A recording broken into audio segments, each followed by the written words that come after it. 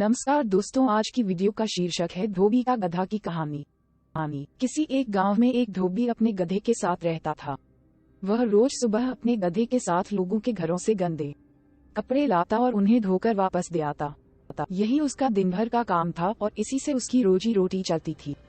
गधा कई सालों से धोबी के साथ काम कर रहा था और समय के साथ साथ अब वह बूढ़ा हो गया था। बढ़ती उम्र ने उसे कमजोर बना दिया था, जिस वजह से वह ज्यादा कपड़ों का वजन नहीं उठा पाता था। एक दोपहर धोबी अपने गधे के साथ कपड़े धोने धोबी घाट जा रहा था। धूप तेज थी और गर्मी की वजह से दोनों की हालत खराब हो रही थी। गर्मी के साथ साथ कपड़ों के अधिक वजन के कारण गधे को चलने में परेशानी हो रही थी। वो दोनों घाट की तरफ जा ही रहे थे कि अचानक गधे का पैर लड़खड़ाया और वह एक गहरे गड्ढे में गिर गया। अपने गधे को गड्ढे में गिरा देख धोबी घबरा गया और उसे बाहर निकालने के लिए जतन करने लगा। बूढ़ा और कमजोर होने के बावजूद गधे ने गड्ढे से बाहर निकलने में अपनी सारी ताकत लगा दी, लेकिन गधा और धोबी दोनों नाकामयाब रहे।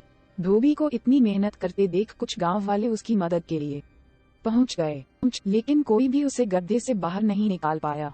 तब गांव वालों ने धोबी से कहा कि गधा अब बूढ़ा हो गया है, इसलिए समझदारी इसी में है कि गड्ढे में मिट्टी डालकर उसे यहीं दफना दिया जाए। थोड़ा मना करने के बाद धोबी भी इस बात के लिए राजी हो गया।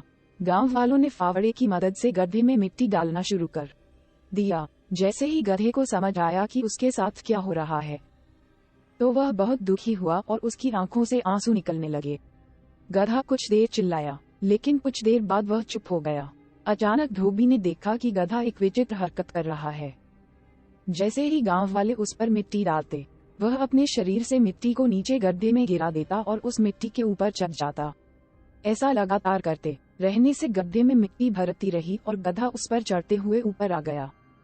अपने गधे की इस चतुराई को देखकर धोबी की आंखों में खुशी के आंसू आ गए और उसने गधे को गले से लगा लिया।